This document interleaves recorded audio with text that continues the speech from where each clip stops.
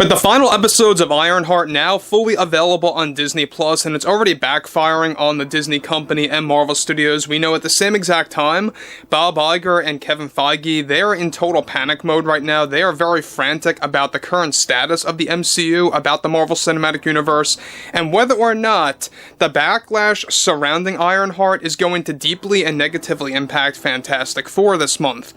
This is Mike Zero. Subscribe if you're new, and like this video to see future updates. You can also follow me at Mike01. I thank you all so very much for the great and kind support.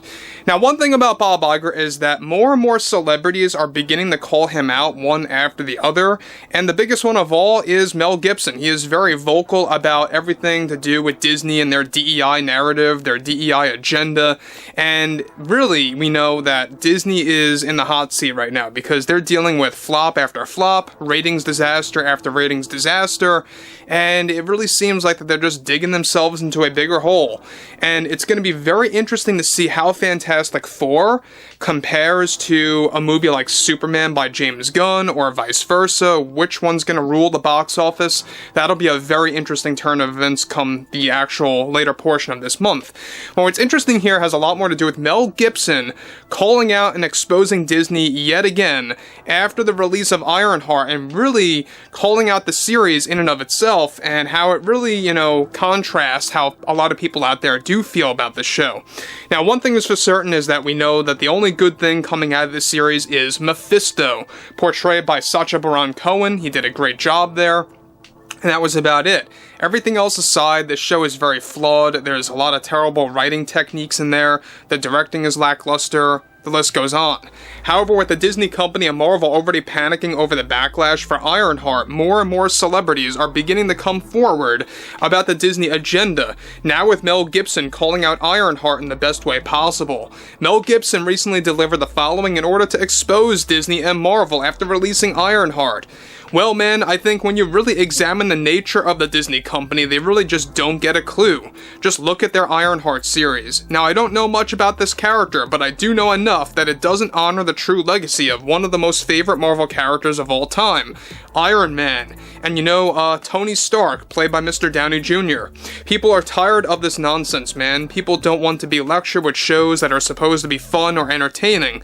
People, especially these Marvel fans, don't want to sit there and have to deal with forced gender politics or identity politics in a show, especially that nobody was really begging for, from what I understand. This is all the product of Mr. Bob Iger trying to please these terrible companies like BlackRock that absolutely support DEI and ESG. Shows like this need to stop, and I know some friends that love the Marvel stuff, and they just couldn't deal with this program that was forced out by Disney. I hear they put this show on the shelf for 2 years? It's a no wonder why they are trying to hide this thing. I think they knew what was coming at them, and they had no choice but to release this to please BlackRock. But that's not to say that Disney isn't for the DEI narrative. They are. People's distaste with this series, it absolutely has nothing to do with race or ethnicity. We have to be very real with this one. People are just tired of Disney's mental gymnastics with their core customer base. Now guys, let me stop there for a moment. He makes a very good point that yes, it has nothing to do with ethnicity per se, or race or anything like that. When you're focusing, and I have to be very clear, when you're focusing on an agenda strictly over a story, that's when you have a major problem. And they literally admitted to this. Dominique Thorne, who plays Riri Williams, actually said that they have certain instances where it can be justified to focus on diversity, equity, and inclusion above the story to really enhance the progression of focusing on an agenda like that. So they basically say it's an agenda without actually saying it's an agenda. They do this all the time. Bob Iger did the same exact thing. That's exactly why a lot of people, including myself, like to call him Bob Iger. He lies, right? To not just customers, but to the shareholders. And the only people that he really honors is the top 3 shareholders: BlackRock, Vanguard, and State Street. We have to be very real and direct about this. And Mel Gibson points this out a lot. He always talks about BlackRock. He always talks about Gavin Newsom supporting BlackRock.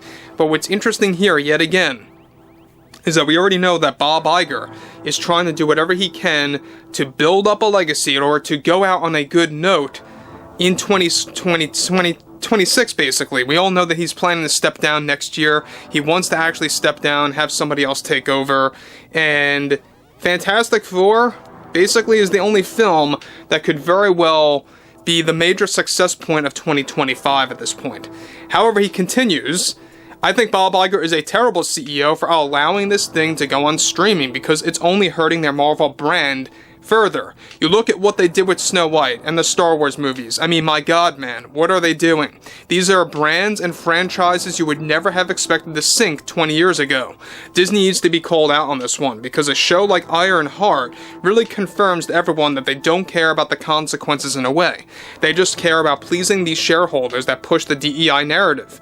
Ever since Trump took office, and if you don't like him, I understand that, but you have to admit, he really did hinder the progression of DEI in film and television, and throughout all entertainment. So for Disney to have the audacity to release this was an insult. They should have never put it out. Never ever. And of course, you know, we have Mr. Governor Gavin Newsom of California that loves everything what Disney is up to, and if you are against it, well, then you're a misogynist or a sexist, and labeled as this or that. It's just how it rolls in society now.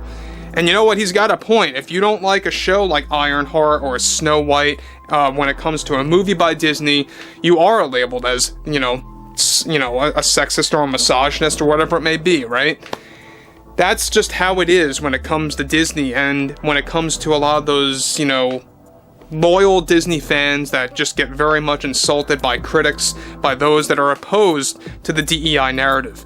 Now again, look, when you look at things like, for example, like he pointed out Star Wars and Snow White, that's exactly why the legacy of those brands are just gone, right? Nobody really cares anymore. Nobody really actually cares about what Disney's up to when it involves live-action remakes of animated classics, or the continuation of Star Wars, or what they're doing with Marvel right now. They're not totally checked out yet, but a lot of people are beginning to leave the MCU, and the MCU is on the brink of becoming the new Star Wars, quote-unquote. And what I mean by that is heading to the state, or the phase of where Star Wars is at right now, where there's a lot of, people exhausted with the franchise like that. And the Marvel brand, it's getting closer and closer to that level. So look, I think it's really good that Mel Gibson points things out like that, and really just kind of points the finger at Disney, exposes them, tells it like it is when it comes down to Ironheart. It's not about people of, different ethnicities or race or anything like that. Heck, you know what? We're all excited for Blade. Where is Blade, right? It was supposed to come out this year. It got pushed again. They're dealing with a lot of setbacks with that movie, with a likely cancellation. Not canceled yet, but a likely cancellation.